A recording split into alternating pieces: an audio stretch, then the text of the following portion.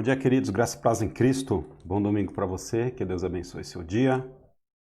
Que esse possa ser um dia do Senhor na sua vida. Possa ser um dia em que o Senhor há de responder às suas orações, a inquietude do seu coração. Nós estamos aqui de novo com o estudo do livro de Jó. E quero te dar uma boa notícia, hein? Nós vamos fechar hoje até o capítulo 31.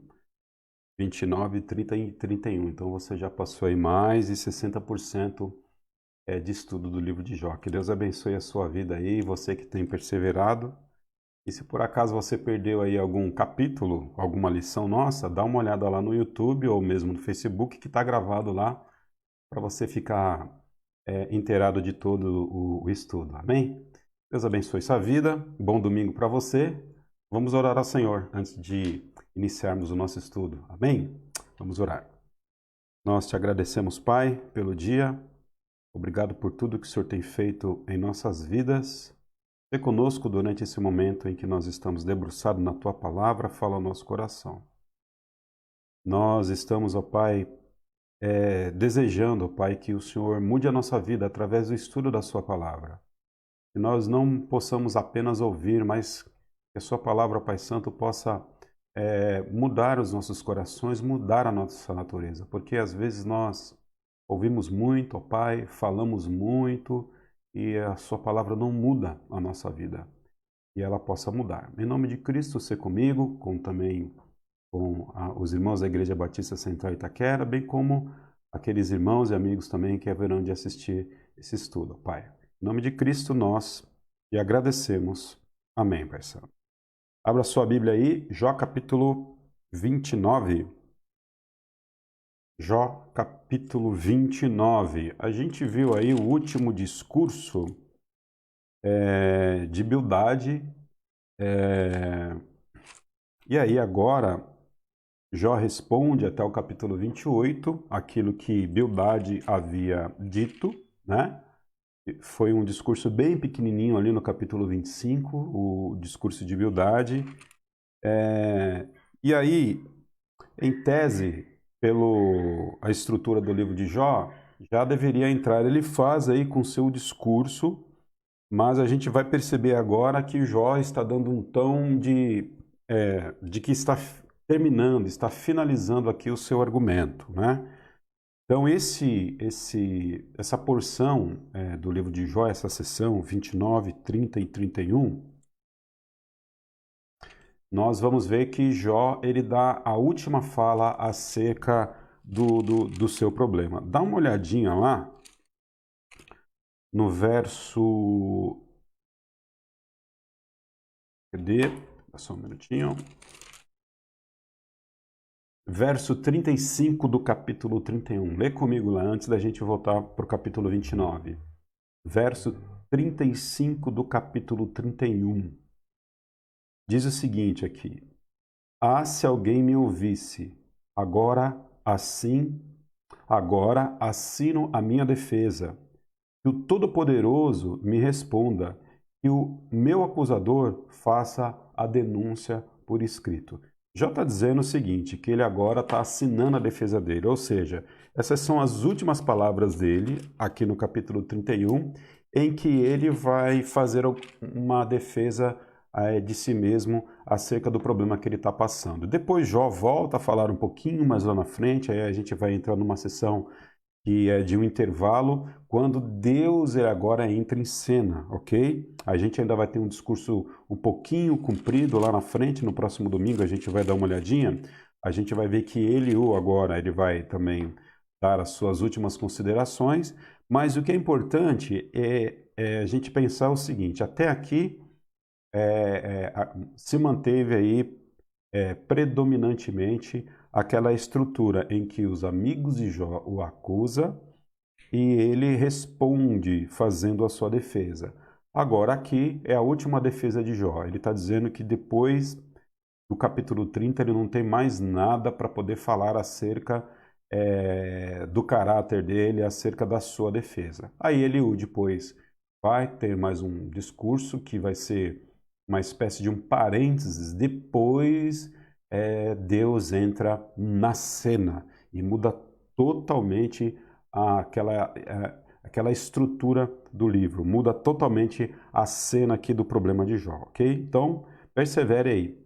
Eu sei que pode parecer muito chato aqui esses argumentos e às vezes até eles são de fato um pouco pesarosos, mas é necessário a gente é, é, ter essa quantidade grande de argumentos, porque a gente vai aprender que por mais sabedoria que o homem tenha, por mais argumento que ele possa destilar, por mais argumento que ele possa é, é, colocar diante daquilo que ele entende da vida, a gente vai perceber que Deus fala pouco, ok? Perto da quantidade de textos que a gente tem no livro de Jó, Deus fala pouco, ou seja, a palavra de Deus ela é mais objetiva e ela é mais assertiva. E louvado seja Deus, porque Deus vai responder aqui as questões do coração de Jó. Capítulo 29, a gente vai ver Jó falando um pouco do passado, de quem ele era, né? Ele vai lembrar o passado, lembrar de quem ele era, qual era a sua função, o quanto que ele era considerado na sociedade, o quão de prestígio ele gozava, quão importante que ele era. Ele vai falar também do respeito que ele tinha dos idosos, dos sábios, dos mais jovens. Ele vai olhar um pouquinho para o passado. Aqui no capítulo 30, Jó vai de novo fazer referência ao seu presente, né? Ele vai lembrar de como que ele está agora, qual é a sua real situação no presente, no capítulo 30, e no capítulo 31 ele aponta para o futuro, ele tá apontando para essa possibilidade de Deus fazer justiça sobre a sua vida. Capítulo 29, passado, capítulo 30, presente, capítulo 31, futuro, ok? Então vamos lá ver o capítulo 29 aqui. A gente percebe que Jó ele vem falando do capítulo 26 até o capítulo 28, ok? E no capítulo 29 ele continua a falar, depois que ele faz a sua defesa diante do argumento de Bildade. Só que o versículo 1 do capítulo 29 chama bastante a nossa atenção. Jó prosseguiu sua fala. Esse versículo ele dá uma ideia de que poderia haver uma expectativa em Jó, em alguma resposta, talvez aqui de Elifaz, que seria o próximo a discursar, diante daquilo que ele falou do capítulo 25, do capítulo 26 até o capítulo 28. Capítulo 25, Bildade fala, capítulo 25, 26, capítulo 25, Bildade fala, capítulo 26, 27 e 28, a resposta de Jó. Então, pela quantidade de texto, a impressão que se passa é que já deveria ter uma outra fala de Elifaz. Mas o verso 1 do capítulo 29 mostra a continuidade da fala de Jó. Dá a ideia de que havia talvez a expectativa de Jó, ou mesmo da pessoa que escreve o livro de Jó, em que após o capítulo 28, ele entraria em cena por conta dessa expressão aqui do capítulo 1. Jó prosseguiu a sua fala. Ou seja, uma vez que Jó falou bastante, e Jó já respondeu aquilo que ele deveria responder para Bildade, uma vez que ninguém mais entra em cena, então Jó agora toma mais uma vez a palavra e continua falando, ok? Então a gente vai agora ver o que Jó falou acerca do passado e vai revelar muito da sua natureza também. Verso 2 do capítulo 29. Como tenho saudade dos meses que me passaram, dos dias em que Deus cuidava de mim. Perceba que ele tem saudades. Ele olha para trás e ele olha para trás e ele faz o seguinte julgamento, que no passado a vida dele era muito melhor do que agora e ele tem saudades daqueles momentos bons que ele tinha com Deus, daqueles momentos em que Deus cuidava dele. A gente sabe que nesse momento Deus está cuidando de Jó, mas Jó está olhando para o passado e está dizendo o seguinte: lá no passado Deus cuidava de mim, por isso eu tenho saudades daquele tempo. Então a gente pode aqui pressupor que havia uma indicação aqui indireta de Jó, de que Deus naquele momento não estava cuidando dele, ok? Nós sabemos que apesar de Jó não perceber o cuidado de Deus, a gente sabe que apesar de Jó não sentir o cuidado de Deus, a gente percebe que apesar de Jó não ver o cuidado de Deus, Deus estava cuidando dele naquele exato momento. Então, olha que informação preciosa que a gente tem acerca do caráter de Deus. O fato de nós não sentirmos o seu cuidado, o fato de nós não vermos o seu cuidado, não ouvirmos o seu cuidado, o fato de nós não experimentarmos o seu cuidado dentro dos nossos sentidos, né? Dentro das nossas faculdades humanas, dentro daquilo que nós temos de conhecimento de vida, dentro daquilo que a vida se apresenta para nós, não necessariamente significa que nós estamos com a razão, né? Então, podemos estar sofrendo, podemos estar com dor, podemos estar com dificuldades na vida, mas isso não é apontamento de que Deus está ausente da nossa vida. Mesmo Jó não percebendo o cuidado de Deus, Deus estava exatamente naquele momento cuidando da vida dele. Então essa teologia para nós é uma teologia que faz toda a diferença nos dias de hoje, porque acredita-se muito de que sofrimento, de que perda, de que falta de prosperidade material, mesmo falta de saúde, e tudo isso é a ausência de Deus na nossa vida. E que Deus trabalha com números, com uma quantidade grande de pessoas, né? Existem muitos pastores, não é o meu caso, graças a Deus por isso, mas existem muitos pastores que, às vezes, eles ficam extremamente depressivos porque, por algum momento, a igreja dele passa por problemas, ou a igreja não cresce, enfim, e pensa-se por tal teologia de que Deus não está trabalhando. Muito pelo contrário, talvez é nesse exato momento que Deus está trabalhando e preparando o terreno para tal ministério pastoral prosperar. Então, às vezes, quando nós passamos por dificuldades, nós temos a impressão de fato de que Deus não cuida de nós, mas a Bíblia nos diz, ela nos indica, pelo menos quando a gente olha aqui para o livro de Jó, de que a ausência de sentimento, de cuidado de Deus, não necessariamente significa que esse Deus está ausente da nossa vida, ok? Então Jó estava olhando para o passado e estava dizendo que os seus tempos passados eles eram melhores do que os tempos de hoje, porque nos tempos passados ele percebia o cuidado de Deus. No tempo presente, ele não percebe o cuidado de Deus. Então aqui Jó está enganado, ok? Verso 4. Verso 3. Quando a sua lâmpada brilhava sobre a minha cabeça, ele está fazendo uma descrição de como que Deus cuidava dele aqui, né? Quando a sua lâmpada brilhava sobre a minha cabeça, e por sua luz eu caminhava em meio às trevas. Okay? Como tenho saudade dos dias do meu vigor, quando a amizade de Deus abençoava a minha casa. Verso 5. O Todo-Poderoso ainda estava comigo e os meus filhos estavam ao meu redor. Então é uma lembrança de saudade e eu acredito de uma lembrança de muita dor, né? Uma lembrança em que Jó ele experimentava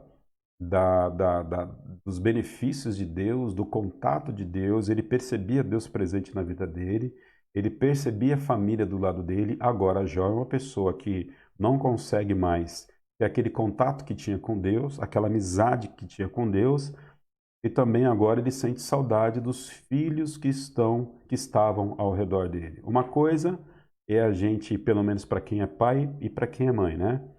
Uma coisa é nós sentimos falta dos nossos filhos uma vez que eles começam a trabalhar, uma vez que eles casam, uma vez que eles vão tomar conta da vida deles. Outra coisa é ter saudade dos filhos, no caso de Jó, que perdeu todos os seus filhos. E ele tinha 10 filhos no momento da tragédia. Então, certamente era uma lembrança muito triste que Jó tinha. E uma saudade que com certeza apertava muito ali o seu coração. Verso 6. Quando as minhas veredas se embebiam de nata e a rocha me despejava torrentes de azeite. As veredas de Jó, elas eram regadas a leite, é o que está dizendo aqui o texto, né? E a rocha minava, ou melhor, as veredas elas eram embebecidas de leite e as rochas, sim, elas também despejavam azeite. É uma figura de linguagem, Jó aqui está fazendo uso de uma figura de linguagem, de uma metáfora, indicando a prosperidade material que ele tinha. Então esse camarada ele tinha muita prosperidade. Ele está dizendo que das rochas que ele tinha ali no seu quintalzinho saíam leite, saíam azeite, e os caminhos que ele passavam minavam leite. Uma metáfora indicando quantidade de bens materiais e a vida próspera e a vida farta que Jó tinha.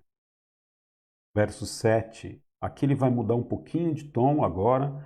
Ele está dizendo sobre, até o verso 6, ele falou um pouquinho sobre a sua relação com Deus, a sua saudade de Deus, a sua amizade com Deus, da sua vida próspera. E agora, a partir do verso 7, ele vai falar um pouquinho da saudade que ele tinha, acerca do respeito que a sociedade tinha para com ele. Verso 7. Quando eu ia à porta da cidade e tomava assento na praça pública, quando, ao me verem, os jovens saíam do caminho e os idosos ficavam em pé. Então imagina essa cena, né? Quando Jó ele estava à porta da cidade, quando ele andava ali no seu bairro, quando ele passava na rua, os jovens saíam do caminho de Jó para que nada pudesse impedir a caminhada dele e os idosos ficavam de pé. Então você imagina quem era Jó ali na sua cidade. Jó era um rei, Jó era uma pessoa que tinha muita consideração pela sociedade. Ele era um grande patriarca, Jó. Jó ele era uma pessoa que de fato tinha muita representatividade na sua época. Então, imagina essa cena, né? O Jó passando e os idosos se levantando em sinal de respeito, bem como os jovens saindo da rua para deixar passagem livre para Jó poder passar. Era uma pessoa que chamava a atenção do bairro, era uma pessoa que chamava a atenção da comunidade, era uma pessoa de alto respeito ali naquele momento. Era uma autoridade, ok? Verso 9. Os líderes se abstinham de falar com a mão e cobriam a boca. Então, jovens abrindo passagem, os idosos se levantando e os líderes, aqueles que ditavam o caminho, aqueles que orientavam um pouco o povo, diante de Jó, eles ficavam com as suas bocas fechadas, eles não ousavam falar antes que Jó anunciasse alguma palavra ou mesmo pudesse lhe dar alguma permissão. Tamanho era a autoridade que Jó tinha no passado, né? E ele está fazendo lembrança daquele momento. As vozes dos nobres silenciavam e suas línguas colocavam-se ao céu da boca. Verso 11. Todos os que me ouviam falavam bem de mim. E quem me via me elogiava, pois eu socorri o pobre, eu clamava por ajuda e o órfão que não tinha quem o ajudasse. O que estava à beira da morte me abençoava, e eu fazia regozijar-se o coração da viúva. A retidão era a minha roupa, a justiça era o meu manto e o meu turbante. Eu era os olhos dos cegos, pés do aleijado, eu era o pai dos necessitados, e eu me interessava pela defesa de desconhecidos. Verso 17, eu quebrava as presas dos ímpios, e os dentes dos seus dentes arrancava as suas vítimas. Jó era o cara da época. Jó, de fato, deveria ter saudades daqueles momentos bons que ele passou com Deus e daqueles momentos que ele passou com sua família, com sua esposa, com seus filhos e com a sociedade. Verso 18 muda um pouquinho de tom, apesar dele olhar para o passado, mas é um verso que a gente vai parar um pouquinho aqui porque chama bastante a nossa atenção. Verso 18 a verso 20 do capítulo 29. Eu pensava, olha o que ele pensava: morrerei em casa, e os meus dias serão numerosos, como os grãos de areia. Minhas raízes chegarão até as águas, e o orvalho passará a noite nos meus ramos. Minha glória se renovará em mim, e o novo será o meu arco em minha mão. Eu pensava, morrerei em minha casa. Jó, ele viveu uma vida tão boa, Jó, ele viveu uma vida tão próspera, tão regalada, que ele chegou à seguinte conclusão: não é possível que alguma coisa aconteça comigo que vá fazer com que eu perca a minha estrutura financeira, a minha estrutura emocional, minha estrutura psicológica. Jó, ele estava dizendo aqui que certamente o futuro dele seria um futuro próspero, seria um futuro de paz, seria um futuro abençoado.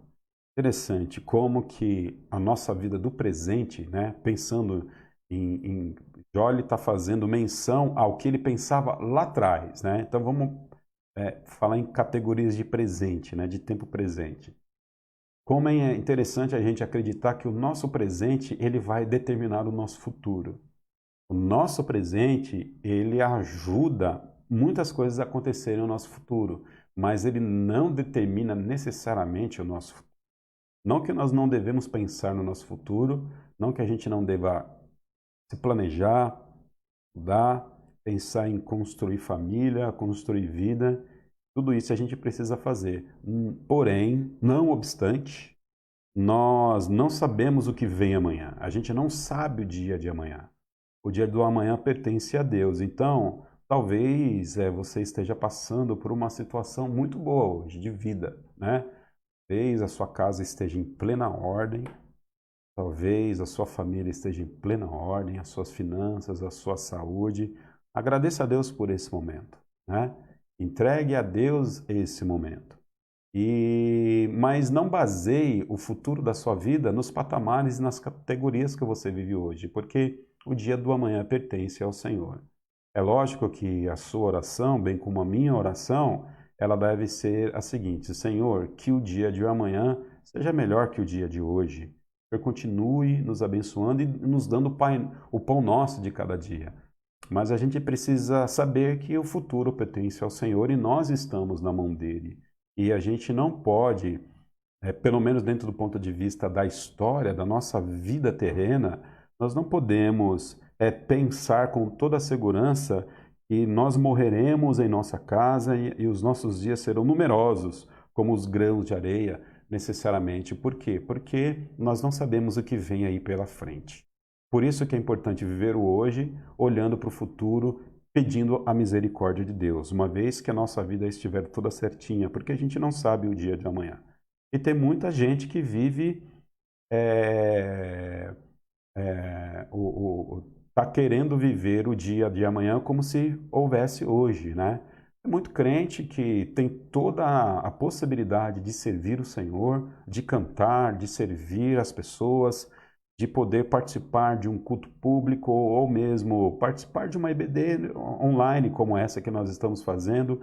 Tem muitos crentes que têm várias oportunidades durante o seu momento de abastança, seu momento de tranquilidade de vida, o seu momento em que você tem saúde para ir para a igreja e de repente chega um momento que você perde tudo isso, né? E o momento de servir ao Senhor, o momento de estar congregando junto com os irmãos, o momento de estar se debruçando em cima da palavra de Deus, são esses momentos, de fato, não só esses momentos, mas esses momentos em que nós estamos com a nossa vida boa, em que a gente olha para a janela, para o sol amanhecendo e diz o seguinte: puxa vida, né? É segunda-feira, a minha casa está em ordem, as minhas finanças estão em ordem, a minha família está em ordem e louvado seja Deus por isso. Nesse momento, você tem que de fato servir ao Senhor com toda a sua força, né? Com toda a sua mente, com todo o seu coração.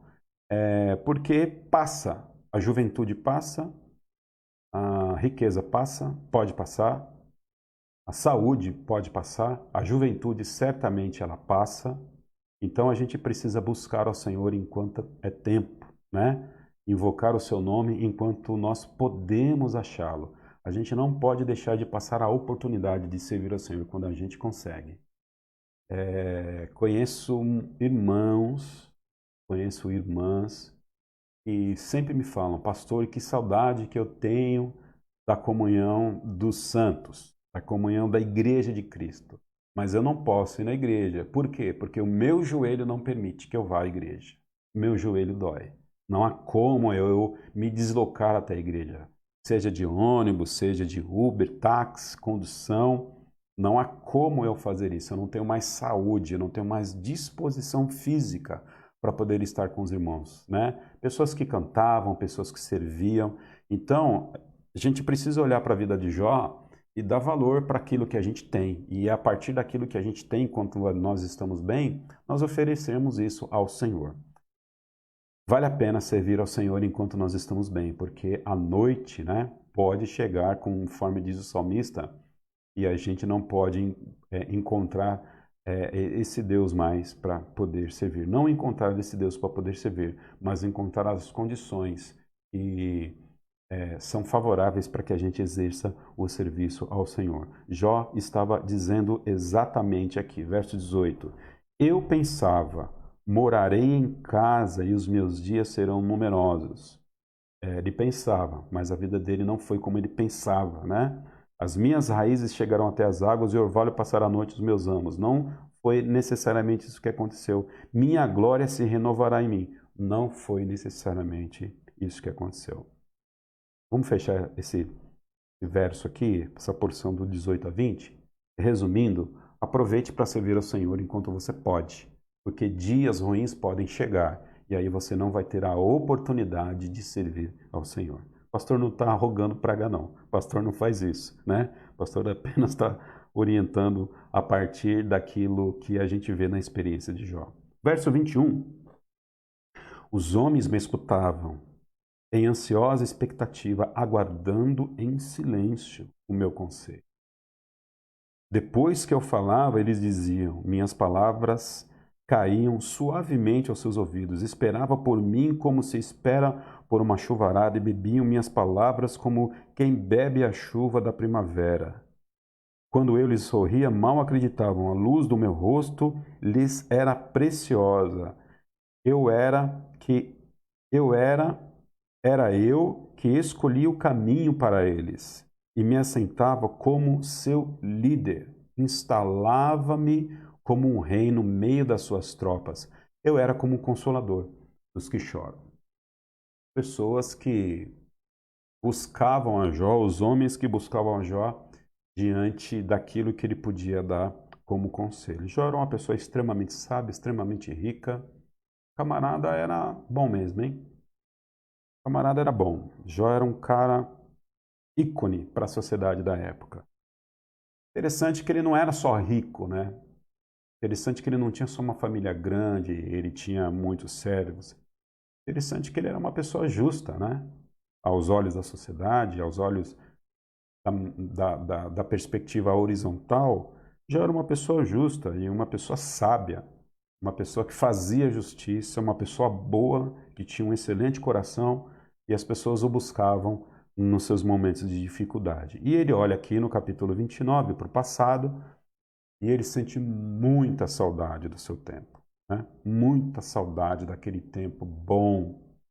E ele acreditava que aquele tempo bom, que aquele tempo de prosperidade jamais passaria na sua vida. Quantas vezes a gente olha para trás e a gente vê tempos bons que se foram, tempos ruins também que se foram, e a vida é assim. Uma hora você está bem, outra hora você está mal. Uma hora você está comendo carne, outra hora você está lutando para comer arroz com feijão. Uma hora você tem tempo, outra hora você trabalha 25 horas por dia. Uma hora você é amado por pessoas, outra hora você é desprezado por pessoas. A nossa vida é feita de altos e baixos. E a vida cristã também não é diferente. Alguém já disse, se eu não me engano, enfim, não vou aqui citar o nome porque talvez eu esteja enganado, mas depois eu tento recorrer ao nome. Que pessoas diferentes reagem a partir de mesmas situações. Ou seja, um vendaval ele pode surtir o mesmo efeito em casas distintas, mas a reação de quem mora na casa pode ser diferente a partir do seu coração. É importante aprender com o passado, é importante nós termos essas lembranças, mas interessante também que a gente não deve ficar preso ao passado, né? O passado, ele deve ser algo que a gente se apoie para que a gente se projete para o futuro. Mas a gente nunca pode olhar para o passado e ficar ancorado lá atrás, né? O salmista, melhor, Salomão já nos disse isso no seu livro de Provérbios, que é tolice acreditar que os dias de hoje, dizer que os dias de hoje eles são melhores, piores do que os dias do passado. Salomão está dizendo o seguinte: pare de olhar para o passado como que se ele fosse âncora para a sua vida. Se apoie nele para que você projete a sua vida para frente e caminhe e olhe para frente, ok? E Jó aqui agora está com o coração choroso diante desse passado bonito que ele tinha, dessa primavera que ele havia vivido com a vida, vivido com Deus, vivido consigo mesmo, mas essa primavera agora se torna, sei lá, talvez um inverno gelado, frio, ok? Sigamos então para o capítulo 30. Capítulo 30, agora Jó vai fazer menção ao presente. Se no capítulo 29 ele olhou para o passado, agora no capítulo 30 ele olha para o presente e ele vai fazer agora uma das últimas descrições acerca da sua natureza, de como ele está, ok? Capítulo 30.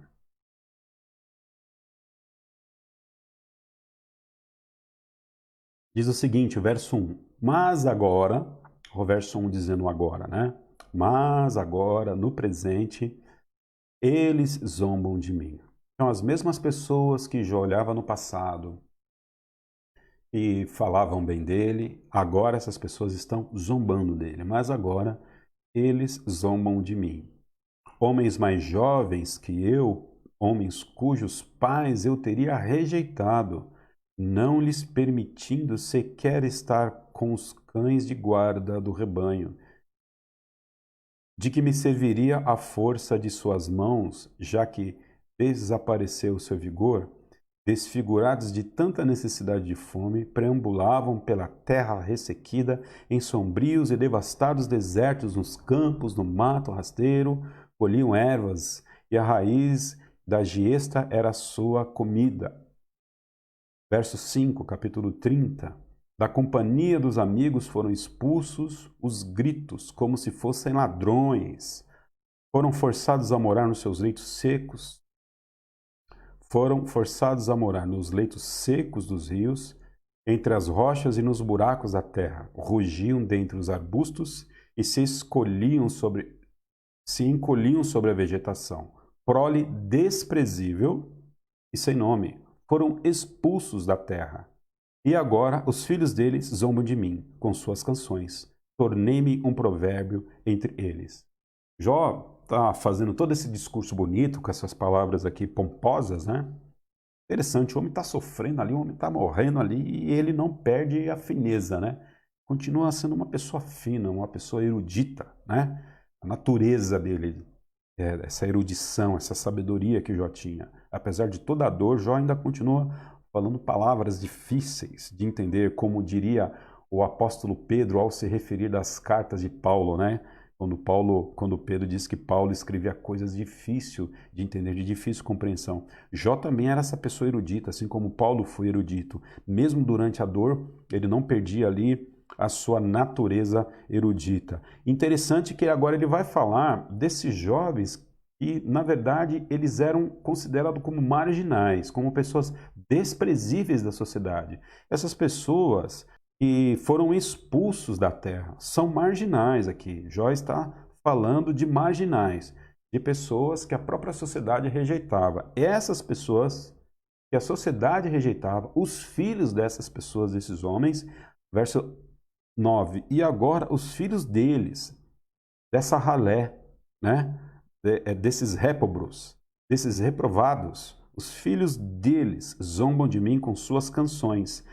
Tornei-me um provérbio para eles. Então, essa molecada filho de bandido, filho de marginal, filho de réprobos, filho de pessoas que eram excluídas da terra, essas pessoas que viviam à margem da sociedade, faziam musiquinhas, zombando da cara de Jó. Então você imagina a situação de vergonha de Jó no presente, em que ele via essa molecada, talvez esses garotos rodeando ele e zombando da cara dele com musiquinhas, né?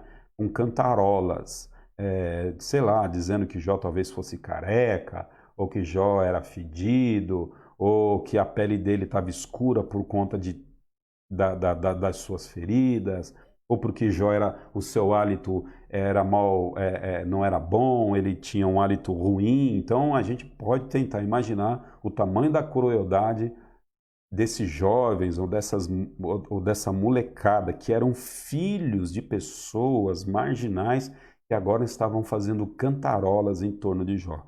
Então, na verdade, aqui Jó, meu amigo velhinho aqui, né, ele estava realmente numa situação muito difícil. Então, estava sem moral nenhuma, como diz o outro, ok? Sigamos em frente, então, para que a gente continue analisando aqui o presente da vida de Jó, o tempo presente. Verso 10. Eles me detestam e se mantêm à distância. Não hesitam em cuspir no meu rosto. Bom, o texto é claro, né? Não hesitam em cuspir no meu rosto. Agora que Deus afrouxou a corda do meu arco e me afligiu, eles ficam sem freios na minha presença. À direita, os embrutecidos me atacam, preparam armadilhas para os meus pés e constroem rampas do cerco contra mim. Destroem o meu caminho, conseguem destruir-me sem a ajuda de ninguém. Avançam como através de uma grande brecha, arrojam-se entre as ruínas. Verso 15. Pavores apoderam-se de mim, a minha dignidade é levada como pelo vento, a minha segurança se desfaz como nuvem. E verso 16, ele dá mais uma mudadinha no tom. Agora esvai-se a minha vida, estou preso há dias de sofrimento. A noite penetra os meus ossos, minhas dores me corroem sem cessar. Em seu grande poder, Deus é como a minha roupa. Ele me envolve como a gola da minha veste. Lança-me na lama, eu sou reduzido a pó e a cinza. Está dizendo sobre a situação deplorável que ele está. Verso 20, clamo a ti, ó Deus, mas não me respondes. Fico em pé, mas apenas olhas para mim. Aqui, no verso 20, a gente percebe que apesar de toda a dificuldade que Jó está passando, mais uma vez, como em todos os seus textos, ele mostra que ele se mantém íntegro na sua fé diante de Deus. Clamo a ti, ó Deus, mas não me respondes. Então, ele continua orando a Deus, ele continua procurando o Senhor. Ele não é que nem Saul, né? O Saul procurava Deus para saber se podia guerrear ou não. E aí Deus não respondia. O que Saul fazia? Ele ia na pitomisa, né? Ele ia lá nas entidades espíritas da época para poder consultar, né, as entidades espíritas para poder saber se poderia ou não ir para a guerra. Jó não era esse tipo de crente que acende uma vela para Deus e depois, uma vez que Deus não responde ou responde de forma negativa, acende uma vela para o diabo, né? Jó realmente, apesar da sua dor, ele ainda continuava clamando ao Senhor, mesmo sem ter resposta. Jó insistia na oração. Fico em pé, mas apenas olhas para mim. Ele sabe que ele tem aquele sentimento de que Deus não está cuidando dele, mas ele sabe que Deus sabe da dor dele. Entende? Ele sabe que Deus sabe da dor dele, apesar dele não experimentar a ação de Deus sobre a sua vida. É importante a gente conhecer o Deus que nós servimos, o Deus da Bíblia, o Deus que é revelado nas Escrituras. Mais uma vez, apesar de nós não percebermos o cuidado de Deus, nós sabemos que Deus cuida de nós, mesmo quando nós não percebemos, não vemos, não enxergamos, não palpamos esse cuidado do Senhor. Os nossos sentidos, eles não são referência para saber se Deus está atuando ou não em nossa vida. A referência para saber se Deus está ou não atuando na nossa vida é o que está revelado nas Escrituras. E isso é fé. A fé é isso. É nós acreditarmos naquilo que está revelado, mesmo nós não experimentando, dentro dos nossos sentidos. Isso é fé. Isso é fé. Isso é olhar de fé. Então, tem um ineto, um corinho, um cântico antigo que diz assim: não olhe circunstâncias, não, olhe o seu amor. Não me guio por vistas, alegre estou. Então, não são as nossas circunstâncias que dizem quem é o nosso Deus, né? Não são as nossas circunstâncias que vão dizer se Deus está ou não cuidando de nós. É a palavra dele que diz isso para nós. E isso é fé. Volto a dizer, né? Então, se nós desejamos agradar a Deus, nós devemos nos aproximar a Ele com fé. Isso é fé. Amém? Louvado seja Deus por isso. Verso 21. Contra mim te voltas com dureza e me atacas com a força da tua mão. Tu me espantas e me levas contra o vento e me jogas de um lado para outro. E ele vai dizendo, mais uma vez, um pouquinho sobre a soberania de Deus, entendendo que era Deus que estava causando toda aquela dor sobre a vida dele. Okay? E não adianta a gente tentar aqui ajudar, ou pelo menos tentar ajudar o texto para dizer não, que Deus não estava fazendo isso. Na verdade, Deus estava fazendo, o instrumento pelo qual Deus estava fazendo isso era o próprio diabo. Okay? Verso 26. Mesmo assim, quando eu esperava o bem, veio o mal. Quando eu procurava a luz, vieram as trevas. Nunca para agitação dentro de mim, dias de sofrimento me confrontam. Preâmbulo escurecido, mas não pelo sol. Levanto-me na assembleia e clamo por ajuda. Tornei-me irmão dos chacais. Chacal é todo aquele felino, né? Cachorro, lobo, raposa. Chacal é todo aquele felino que se assemelha aos cães que comem carniça, né? Tornei-me irmão dos chacais, companheiro das corujas. O camarada não dormia, né? Eu não conseguia dormir. Ele passava as noites certamente em claro. Minha pele escurece e cai. Pele putrificada, né? Meu corpo queima de febre. Olha a situação dele. Minha harpa está afinada para cantos fúnebres e minha flauta para o som de pranto. Então, capítulo 30 fala sobre a situação presente de Jó. Então, mais uma vez, ele lamenta sobre a sua vida. Ok? Capítulo 31 agora, uma vez que a gente viu no 29 passado, agora no capítulo 30 a gente vê a situação presente de Jó. Agora Jó aponta para o futuro no capítulo 31. Sigamos então, capítulo 31.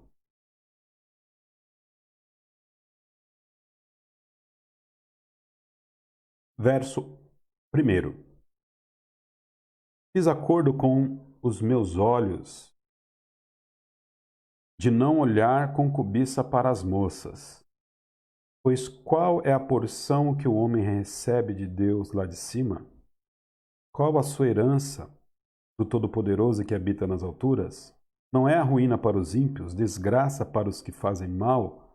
Não vê eles os meus caminhos e não considera a cada um os meus passos? Se me conduzir com falsidade, os meus pés se apressaram de enganar, Deus me pese em balança justa e saberá que não tenho culpa. Perceba que Jó está apontando aqui para uma justiça de Deus, né? O texto vai se desenrolar aqui no futuro e Jó, mais uma vez, ele está olhando para a justiça de Deus. Então, o último argumento de Jó E aqui no capítulo 31, onde ele encerra o seu argumento, a ideia que nós temos é que ele está num tribunal e ele é o advogado de si mesmo. Ele está diante do juiz, né?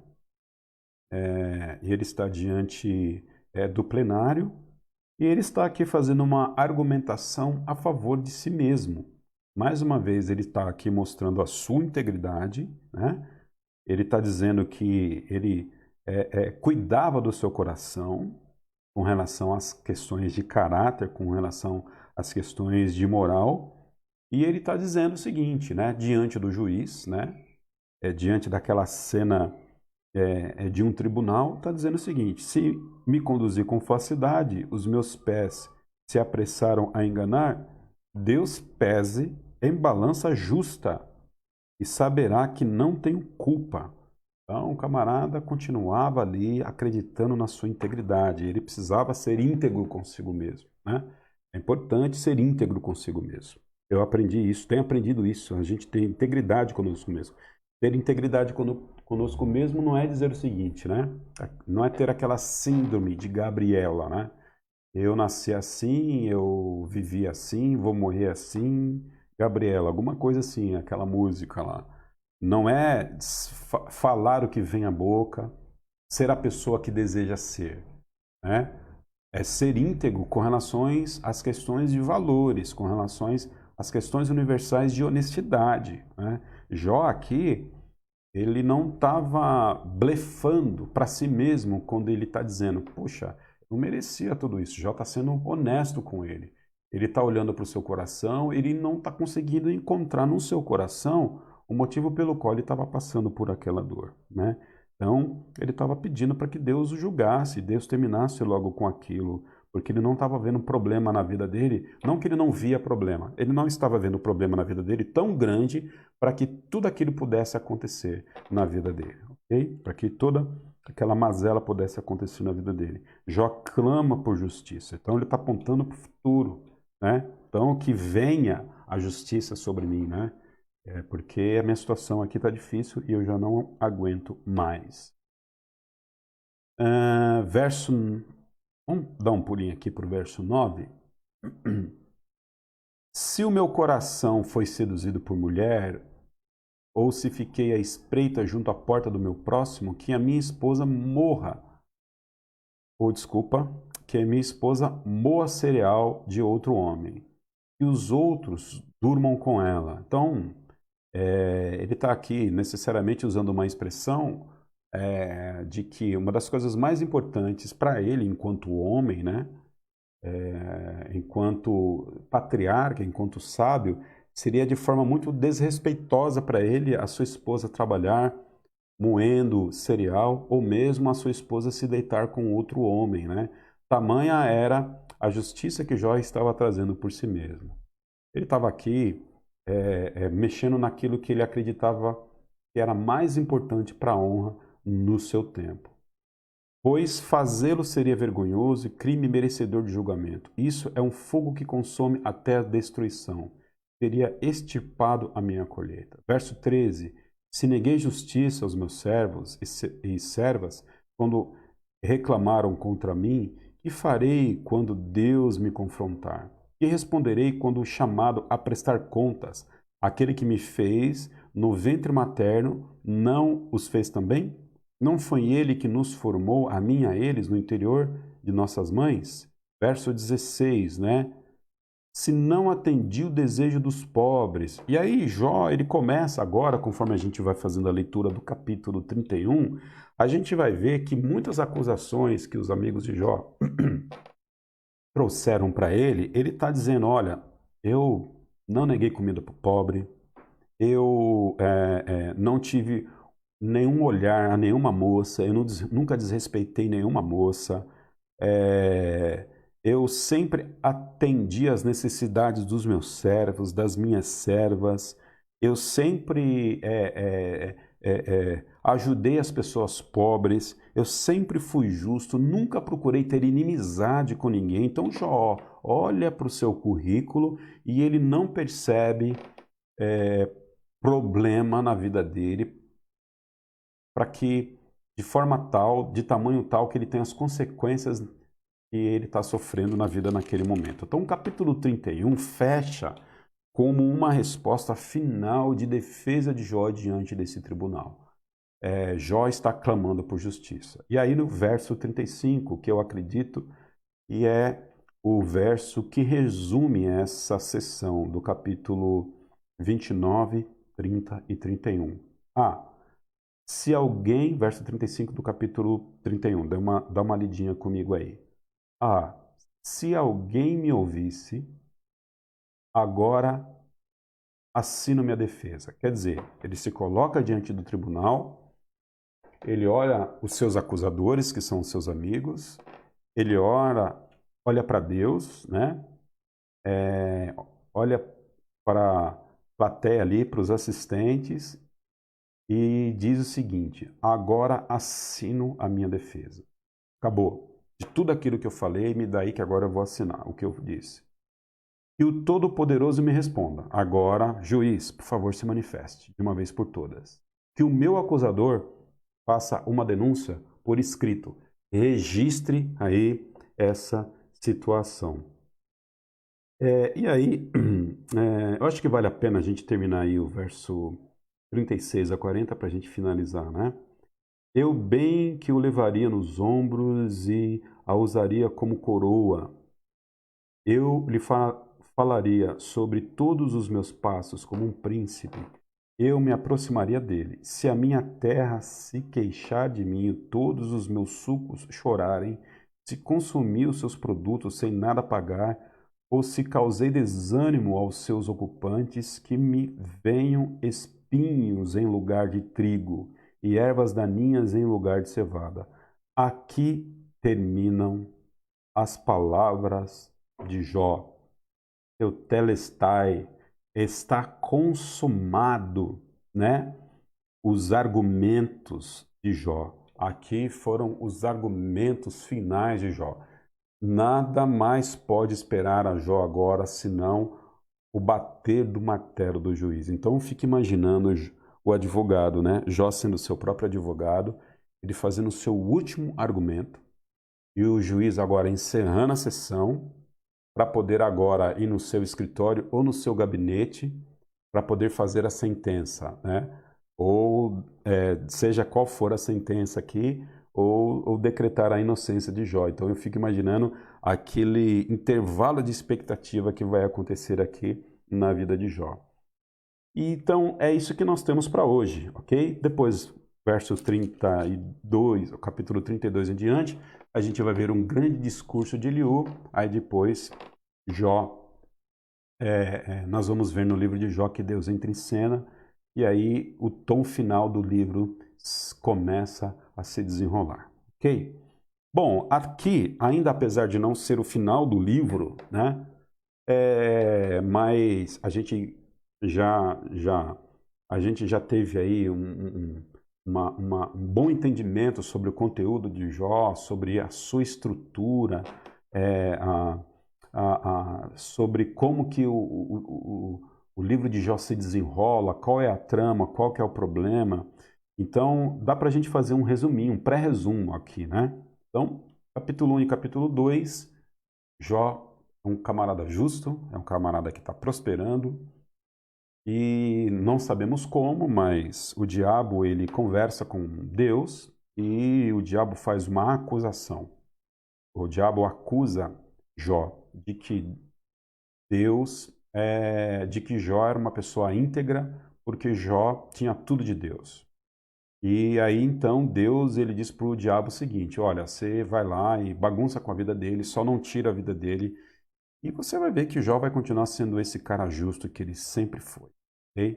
A proposta do diabo era fazer com que Jó falasse mal de Deus quando Jó passasse por uma necessidade muito difícil. A proposta do diabo hoje ainda é essa: fazer com que você e eu fale mal de Deus diante das dificuldades que nós temos na vida. Colocar a divindade de Deus sobre xeque. Então, quando as coisas não vão bem, o que a gente pensa? Ou Deus não existe, ou Ele não cuida de nós, ou a gente está fazendo alguma coisa errada, né? A proposta do diabo era fazer com que Jó parasse de servir pessoas quando as coisas iam mal sobre a vida dele. Ainda hoje o diabo tem o mesmo discurso. Tirar as nossas coisas para que a gente pare de servir ao Senhor. É muito fácil servir ao Senhor quando tudo vai bem. Difícil é servir ao Senhor e continuar com a nossa fé inabalável quando tudo vai mal. É muito fácil amar a Deus quando tudo vai bem.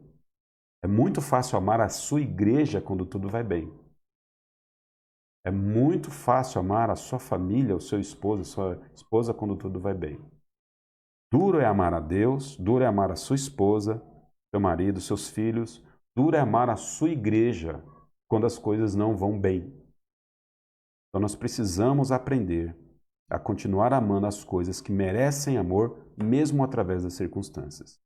Fica a dica aí do livro de Jó, ok? Então, o diabo ainda trabalha nas nossas vidas nessas categorias. Precisamos ficar atentos, porque o mesmo diabo que estava lá no tempo do patriarca Jó, ele está ainda aí cirandando e dando um rolezinho na terra, assim como ele fazia naquela época. Estava dando uma voltinha na terra, e ainda ele dá uma volta, e de vez em quando ele alicia alguém para parar de amar as coisas que Deus nos deu para amar em função de coisas terrenas, ok? Sirva ao Senhor, ame ao Senhor, mesmo quando as coisas aos seus olhos não vão bem, ok? E aí nós vemos os amigos de Jó se aproximando dele com toda a boa vontade, e a teologia dos amigos de Jó mostra o seguinte: se Jó está ruim, é porque alguma coisa ruim ele fez. Porque a teologia dos amigos de Jó apontavam para isso. O ímpio murcha e o justo prospera. Se Jó está murchando, ele não é justo.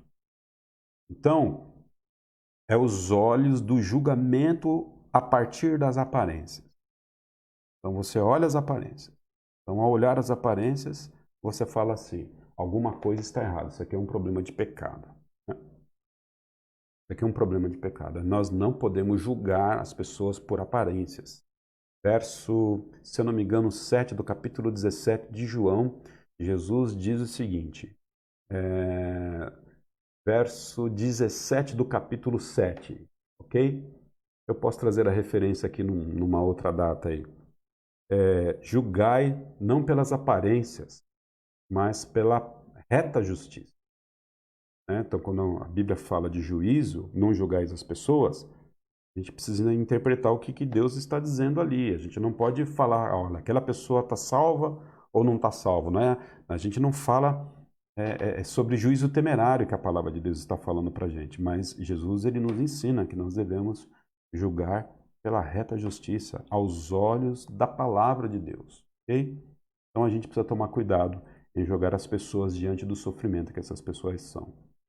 E aí essa conversa dos amigos se termina numa baita discussão, uma baita troca de farpas. Eles aqui brigam mesmo, eles aqui se acusam.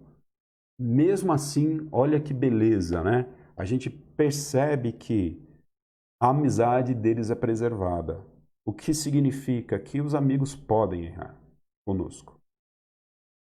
E os amigos são aquelas pessoas que estão do nosso lado, e por estarem do nosso lado, e às vezes no afã de querer nos ajudar, eles podem errar conosco, ok? Então, não fique com aquela imagem de que amigo não erra. Amigo erra sim. E ainda assim continua sendo amigo, porque eles reconhecem os seus erros. E a gente vai ver um pouquinho disso um pouco mais à frente. Agora Jó, no capítulo 29, 30 e 31, ele olha para o passado, pela última vez, ele chora pelo passado dele, ele tem saudades pelo passado dele, ele olha para a vida presente dele agora no capítulo 30 e está se sentindo aqui o pior dos homens. No capítulo 31, ele olha para frente, estabelece como advogado e diz o seguinte: Pai, olha, não tenho mais nada o que falar. Para mim acabou meus argumentos, acabou minha oração. Então, eu quero registrar aqui as minhas últimas palavras. Agora é contigo. Ele agora vai entrar em cena no capítulo 32, depois Deus entra em ação e, como diz o conto, né? Não conto, mas como diz aí a nossa tradição popular, no final a história termina feliz. E louvado seja Deus por isso. Amém? Que Deus abençoe seu coração, que você tenha um domingo de paz, um domingo não é de qualquer paz, mas da paz em Cristo, né? Que você possa realmente ser abençoado com a presença de Deus nesse dia. Amém? Com Deus, beijo no coração. Eu acho que nós não temos nenhuma pergunta aqui. Deixa eu dar uma olhada nos comentários. Nós não temos. Que Deus abençoe vocês. Às 18 horas nós temos o nosso culto. Para você que vai estar conosco de forma presencial, use máscara, se cuide ou então assista o nosso culto no Facebook. Deus abençoe sua vida. Vamos orar para a gente terminar a nossa EBD de hoje. Nós oramos ao Senhor, Pai. Obrigado por tudo que o Senhor tem feito em nossa vida, que a Tua palavra possa fazer diferença em nossos corações. Seja conosco, abençoando a Igreja Batista Central Itaquera, esse projeto que é Teu. Esse projeto que é Teu, Pai. Que o Senhor abençoe cada irmão, cada irmã. Que nós possamos, ó Pai, sempre nos relacionarmos enquanto família, que nós possamos ter contato com a Tua palavra para que ela possa mudar o nosso coração. E que, ó Pai Santo, nós possamos ser impulsionados pelo Teu Espírito, ó Pai, a servir o próximo, as pessoas, amar as pessoas que estão próximas a nós, não a coisas. Nos faça cada dia melhores, Pai, melhores pais, mães, filhos, melhores líderes, ó Pai, que o Senhor quer que nós sejamos, melhores discípulos, porque cremos, ó Pai Santo, que é isso que o Senhor quer de nós. Despeça-nos, ó Pai, debaixo da paz de Cristo. E é em nome dele que nós oramos. Amém. Deus abençoe a sua vida.